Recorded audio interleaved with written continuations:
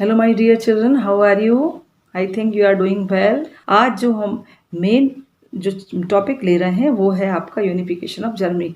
It is long one, so I will not revise the previous one because already I have given. If you want, you can check my videos, you can subscribe my channel, and you can get all the information before it is given.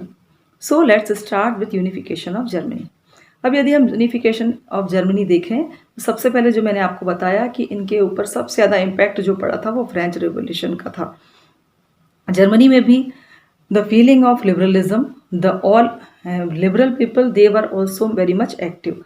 Italy में भी जहाँ तक यदि देखा जाए तो बहुत ज़्यादा डिसऑर्डर था, एक रेस्टलेसनेस थी और एक प्रॉपर एडमिनिस्ट्रेटिव सिस्टम नहीं था।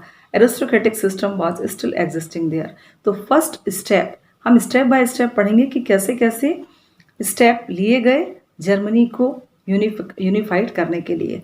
So first step that is taken by the people of Germany were the group of liberals. Already I have explained you who were the liberals. So they want a beautiful country with like all rights should be given to the people. So when the people saw there is a lot of disorder in the country, so they started to work on unification of Germany. So liberals were the first who took the step to unify the Germany. How they did it? Let's see it. First of all, they all made a big group of all people. अब उनके group में कौन कौन थे? जो liberals थे, change लाना चाह रहे थे, वो उनका पर्पस क्या था कि मोनार्क यदि है लेकिन उसका जो है पावर जो है कॉन्स्टिट्यूशनली फॉर्म होना चाहिए। इसके लिए उन्होंने बहुत सारे तरह तरह के ग्रुप के लोगों को लिया। They were the educated people, they were prosperous people, they were rich people. ऐसे सारे लोगों का उन्होंने ग्रुप लिया और उन्होंने इसकी कोशिश की कि जर्मनी का यूनिफिकेशन के लिए एक स्टेप लिया जाए। अब ये क्या स्टेप था, किस तरह से वर्क किया? What was their principle? Their principle was to have a constitution, freedom of the press and freedom of association. Association की फ्रीडम हो, प्रेस की फ्रीडम हो, जनरली वो फ्रीडम के ही लिए डिमांड कर रहे थे। तो लिबरल्स लोगों ने एक ग्रुप बनाया जिसमें कि आपके सारे लोग, जैसा कि मैंने आपको कहा, जिसमें कि मिडिल क्लास जर्मन रीजन के लोग थे, कुछ बहुत प्रॉस्परस लोग भी थे, एजुकेटेड लोग भी थे। लोगों ने एक ग्रुप फॉर्म किया and in 1848 18 May 831 the number was of people were 831। They made a group and they all led to the place Frankfurt. एक प्लेस का नाम है जहाँ पर पे जाकर के उन्होंने जो मोनार्क था, his name was Frederick Wilhelm fourth. He was the king of Prussia. Prussia was a historical state of Germany. उसको उन्होंने एक डिक्लेयर कर दिया। क्या डिक्लेयर किया? He was taken as a constitutional monarch. Now what is the meaning of constitutional monarch? Means a person of autocratic rule, but he is also he has to also follow the rules made by the constitution. उसको एक constitution के under में ही काम करना पड़ेगा। तो he was taken as the constitutional monarch. तो एक बहुत बड़ा इवेंट ये हुआ। इसको आप फिर से देख लीजिए कि फ्रैंकफर्ट में 841 लोगों का जो ग्रुप था, एजुकेटेड लोग थे, प्रॉस्परस लोग थे, ने एक ग्रुप बनाया और वो सारे के सारे लोगों ने एक कॉन्स्टिट्यूशनल मोनार्की सेटअप की और उन्होंने फ्रेडरिक विल्हम फोर्थ को, who was the king of Prussia, Prussia was a old historical state of Germany, और उसको वहाँ पे किंग बना दिया। But he was not satisfied with this constitutional monarchy and because of his dissatisfaction he left them and he joined the other monarchs. He left it, जो कि उसको constitutional monarch बनाया गया था, उसने उस पोस्ट को छोड़ दिया और वो जाकर के बाकी मोनार्क से मिल गया। इसका रिजल्ट क्या हुआ आप समझ सकते हैं कि liberals were all middle class people. They did a lot of effort to make Germany united, to make the constitutional monarchy in Germany.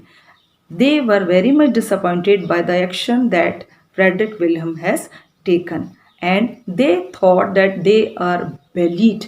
Bullied means उनको धोखा मिला है।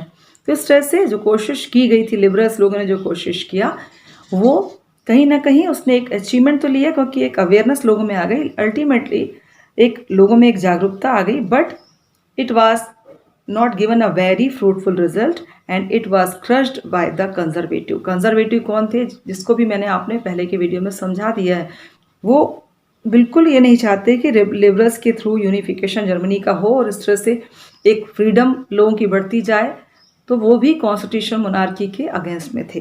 तो यहाँ पे तो हमने देखा कि लिबरल्स जो थे, लिबरल्स लोगों का जो ग्रुप था, वो उसने जो एफर्ट्स किया था वो पूरी तरह से ख़त्म हो गया फ्रेडरिक विल्हेम के उस पोस्ट को छोड़ देने के बाद।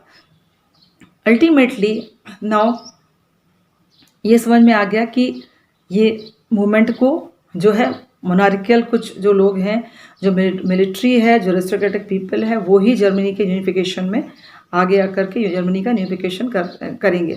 तो अब ये प्रोसेस स्टार्ट हो गई।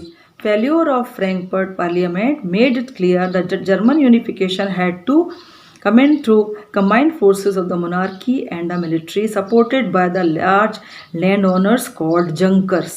जो जंकर्स थे प्रशिया के, जंकर्स कौन थे, वो वहाँ के लैंड ओनर्स थे। ये सारे लोगों ने, मिलिट्री, लैंड ओनर्स और ये जो कुछ एरिस्टोक्रेटिक पीपल थे, इन लोगों ने मिलकर के जर्मनी के यूनिफिकेशन का प्रयास शुरू किया। But ultimately as I want to tell you that the credit which goes to the unification of Germany is the person, his name was Bismarck. I think you might have read about Bismarck. He has designed the unification of Germany. So the credit of unification of Germany much goes to this Bismarck. तो ये chief minister बनने के बाद उसने unification के process को शुरू कर दिया and he fought many wars to capture the area of Germany and to make it one. What he did, let me read 2 lines. He fought 3 wars in 7 years with Austria, Denmark and France, which ended in Prussian victory and completed the process of unification. और इस तरह Russia के efforts से unification of की Germany की जो है वो they all succeeded. 18 January 1871 the assembly all gather, वो सारे लोगों ने एक ग्रुप बनाया, क्योंकि ultimately it was a big achievement. उन्होंने किस प्लेस को चुना, it was the palace of Versailles. वहाँ पे जाकर के they made a new German empire headed by Kaiser William first of Prussia, जो कि एक नया किंग बना दिया गया और इसके अंडर में ही जर्मनी का यूनिफिकेशन संभव हो सका। Now The new state placed a strong emphasis on modernizing the currency.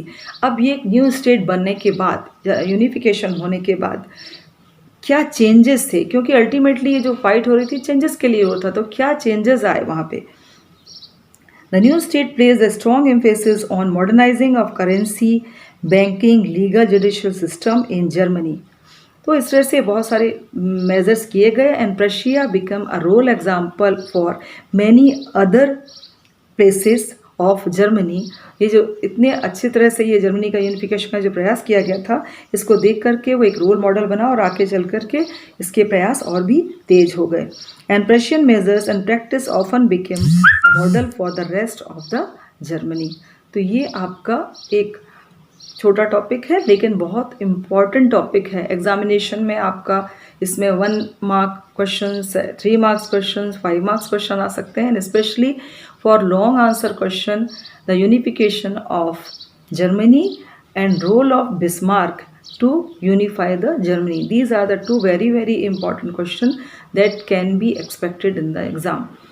So my dear children, this is enough for unification of Germany. After that, very soon I am coming to you with the unification of Italy. I think you all are revising it and you just make a good preparation because this question is very important for examination. इसके बाद मैं आपको unification of Italy बहुत जल्दी आपके पास लेकर के आऊँगी. Till then, just keep watching my videos, subscribe my channel if you like it.